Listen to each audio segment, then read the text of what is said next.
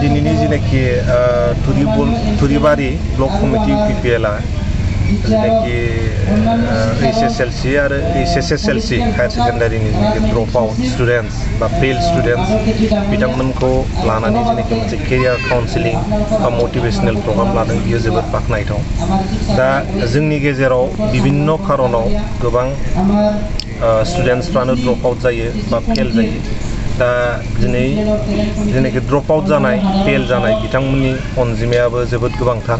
दा बिथांमोनखौ नागारनानै जोङो ससाइटिखौ मोजां खालामनो जोङो साननो हाया। बिनि थाखायनो बिथांमोनखौ जे इनक्लुसिभ मोनसे लानानै जोङो प्रग्राम लादों जेनाखि थुरिबारि UPPL ब्लक बा गुबुन गुबुन जायगायाव UPPL लाबाय थादों बेयो जोबोद बाख्नायथाव। मानो होनोबा जोंहा माखासे खारनाव जेनाखि फेल जानाय बिथांमोनखौ मटिभेशन होयोबा गाइड खालामोबा बिथांमोनाबो सानसे समाव साक्सेस जानो हागोन। मानो होनोबा जोंनि गेजेराव माखासे मोजां गाइडेन्स गैयिनि थाखायनो जोंनि जेनाखि मोनसे क्लासरुम इनभाइरनमेन्ट मोजां जायैनि थाखाय बा बिथांमोनखौ जोङो मोजाङै फोरोंथाइ होनो हायैनि थाखाय बिथांमोना फेल जायो। समाजाव जोङो मोजाङै गाइड खालामनो हायैनि थाखायबो फेल जायो। दा बेफोर गासैखौबो लानानै जेनाखि मोनसे मटिभेशन जेनाखि जेनाखि साक्सेस जायै स्टुडेन्टफोर बा फेल जानानै थालांबाय ड्रप आउट जानानै थालांबाय बिथांमोनखौ जोङो मटिभेशन होथारनांगोन। मानो होनोबा बिथांमोनहाबो जोंनि ससाइटिनिनो मोनसे पार्ट।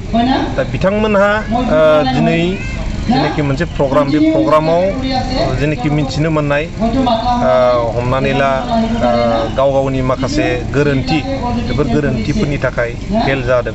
दा बिनि थाखायनो जोङो मोजाङै नोजोर होनानै नायनांगोन बिथांमोनहा मा गोरोन्थि मावदों, गावनि गोरोन्थिया मा मावदों, गावनि प्रब्लेमा मामोन बेखौ जोङो आइडेन्टिफाइ खालामनानै लानो होनांगोन। आरो बे गोरोन्थिफोरखौ आइडेन्टिफाइ खालामखांनानै बे गोरोन्थिखौ कारेक्शन खालामनो थाखाय जोङो मोनसे मटिभेशन होनांगोन। बे कारेक्शन खालामखांनायनि उनाव गावहा मा नोङो एम्स एन्ड अबजेक्टिभ्स दङ बेखौ फकास खालामनानै जोङो सोलिलांनो थाखाय लामा दिन्थिनानै होनांगोन। अब्लानो बिथांमोनाबो साफा साक्सेसफुल सुबुं जानो हागोन होननानै आंहा गोगोम फोथायनाय। नोंथाङा सरखारि साख्रि नागिरदोंना?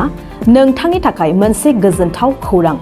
नोंथांनि थाखाय दं एडुकेट पइन्ट, जेराव नोंथाङा सोलोंथाइ लानायनि गेजेरजों सरखारि साख्रिनि गुबुन गुबुन रोखोमनि गोब्राब आनजादफोरखौ उथ्रिसारनो हागोन आरो गावनि आथिङाव गसंथानो हागोन। बे एडुकेट पइन्टआव नोंथांमोना SCC, bank PO, bank clerk, bank SO, UPC, FSC, defence, railway, state insurance, AAO, ADO एसिस्टेन्टजों लोगोसे स्टेट लेभेल जब आरो माखासे सरखारि साख्रिनि आनजादाव गोनांथि जानाय आयदाफोराव सोलोंथाइ लानो हागोन। मख'नो गोनांदि बे सोलोंसालियाव साख्रिनिल' नङा, बेयाव MBA आरो सैनिक स्कुल बायदियाव एडमिशननि थाखाय एन्ट्रेन्स होनो थाखायबो सोलोंथाइ लानो हागोन। बे सोलोंसालियाव गाहाम थाखो खथानि सुबिदा दं आरो सम मथे नोंथांनि सोलोंथाइखौ बे सोलोंसालियाव होनाय जागोन। बेखौबो मिथिनांगोन दि बे एडुकेट पइन्टआव सोलोंथाइ लानानै बावैसो 2021-22 मायथाइनि SCC GDनि आनजादाव गासै 11 सा सोलोंसाफोरा उथ्रिसारनो हादों। बारा नङा, गासै 15,000 रांजोंनो नोंथाङा बे सोलोंसालियाव 6 दानसिम सोलोंथाइखौ लानो हागोन। बे सोलोंसालिया क'क्राझार, बरपेटा र'ड, गवालपारा आरो बङाइगावआवबो दं।